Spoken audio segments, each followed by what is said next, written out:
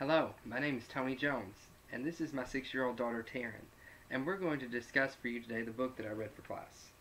Are you ready, sweetheart? Yes, sir. All right. What book did you read? Well, Taryn, I read A Serious and Devout Call to a Holy Life by William Law. What was it about? Well, Taryn, the book was about holiness.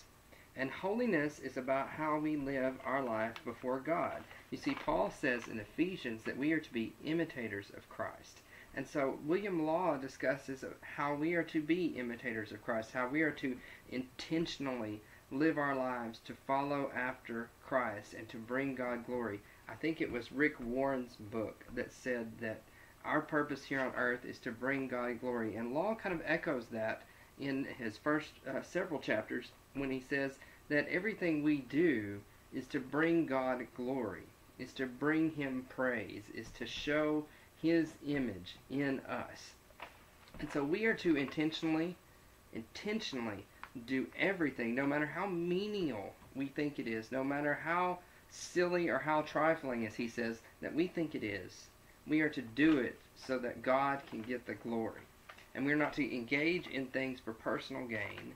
We're not to engage in things that profit ourselves, but we're to engage in things only in so much as it brings God glory. If it starts to bring us glory, as Law says, then we don't need to engage in that activity. Law also makes a good point, I think, about the good old boy syndrome. That's what we call it here in Desart. For example, we've got a lot of good old boys that think that because they've gone to church, or because they've been good to their wife, or because they've been good to their kids their whole lives and they haven't drank or smoked, or married girls that do, that they're going to go to heaven. But Law says that good old boy is not good enough. Law says that, yes, you may do some acts of charity from time to time. You may feed the homeless every once in a while. You may visit a prisoner once in a blue moon. You may do any number of good things. But if your heart is not doing those good things to bring God glory, then you're really missing the mark of holiness. You're really missing the mark of righteous living. We're not to do good things just so we can get glory. We're to do good things so that God ultimately gets the glory. And that's what has to be in our heart. That's what has to be our motive. It's for God to get the glory. And Law also says that there really is no fence sitting when it comes to holiness. You're either living a holy life or you're not. You're either doing good or you're not. There's not, I call it compartmentalizing. And what I mean by compartmentalizing is there's really no, all of life feeds together in this aspect of law, this holiness, in that you can't give great prayers on Sunday morning or be really devoted to church attendance on Sundays, but then go out and live like the rest of the world the rest of the week. You can't do that. If you're going to be really devoted to your prayers and to your church attendance on Sundays, then you need to be devoted in the rest of your dealings the rest of the week to God. And so Law really says that there's no fence sitting, there's no compartmentalizing, there's no lukewarmness. You're either holy or you're not. You're either trying to live holy or you're not. There's nothing, there's no in-between ground.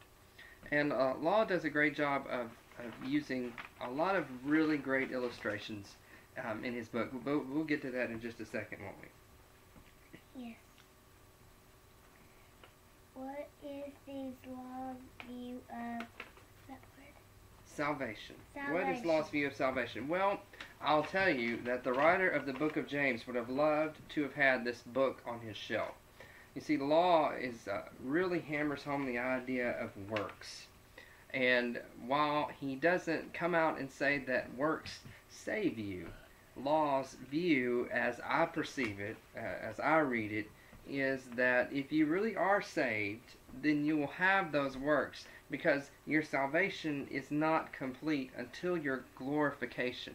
And so if you really are saved, if you really have been saved and justified, then your good works are what persevere you to the ultimate end when you are glorified by your Father in heaven. And that's Law's view of salvation. He doesn't talk a lot about grace in this book. He does mention it, give it a few mentions, but he's mostly focused on works. And I think that, like I said, the author of the book of James would have really enjoyed this book. I'm not sure Martin Luther would have, but I'm sure the author of James really would have enjoyed this book.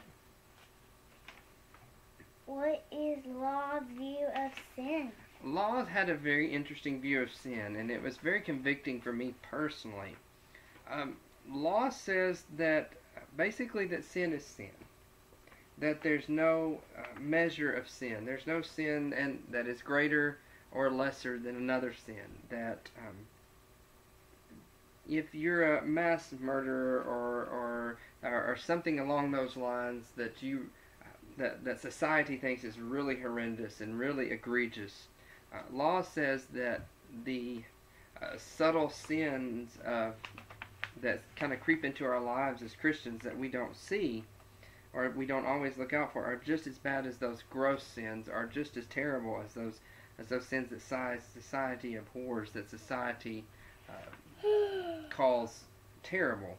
And Law says that we're just as big of sinners, just as evil, if we don't intentionally live our lives for the glory of Christ. See, I come back here to this idea of intentionally living our lives for the glory of God. And Law says that if we don't intentionally live our lives to the glory of God, we're just as bad as a mass murderer. We're just as bad as any other kind of sinner that's out there.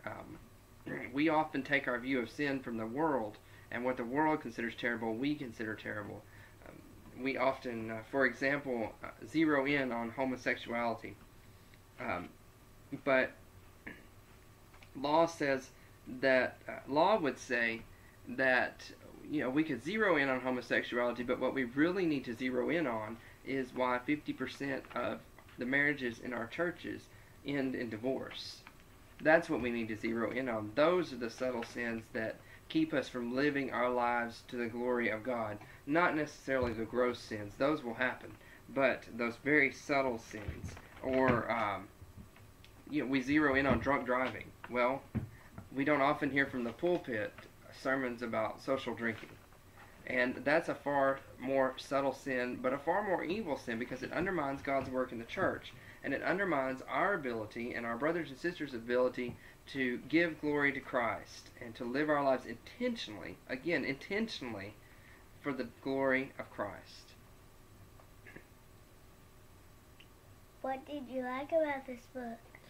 Well, I loved his very, it was written in an old style English, probably King James English, but it was very easy to understand. Sometimes I have a hard time understanding the King James Version of the Bible, but this one was very easy to understand. He peppered his chapters with a lot of illustrations so that if you didn't understand his theology, you really understood the illustrations. He did a fantastic job with just very simple, everyday illustrations.